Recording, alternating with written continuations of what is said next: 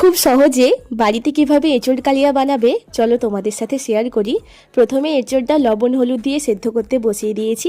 একটা মশলা বানানোর জন্য নিয়ে নিলাম দারচিনি, লবঙ্গ, গোটা গোলমরিচ, এলাচ, গোটা জিরে, গোটা ধনে, শুকনো লঙ্কা, অল্প একটু জল দিয়ে মশলাটা বানিয়ে নেব।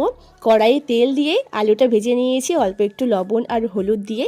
ওই তেলেই দিয়ে দিলাম পেঁয়াজ বাটা, তারপরেই দিয়ে দিলাম আদা রসুন বাটা। আদা রসুন বাটার কাঁচা গন্ধ চলে গেলে যে পেস্ট আমি বানিয়েছিলাম সেটা দিয়ে দিলাম। মশলাটা ভালো করে কুক হয়ে গেলে এবার দিয়ে দেবো পরিমাণ মতো লবণ, হলুদ গুঁড়ো, লঙ্কার গুঁড়ো। স্বাদটা একটু ব্যালেন্সে আনানোর জন্য দিয়ে দিলাম অল্প একটু চিনি।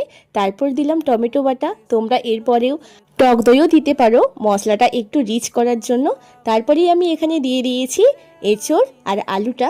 তারপরেই মশলার সাথে এগুলো ভালো করে মিক্স করে কিছুক্ষণ ফুটিয়ে সবে শেষে ঘি দিয়ে নামিয়ে নিলেই রেডি।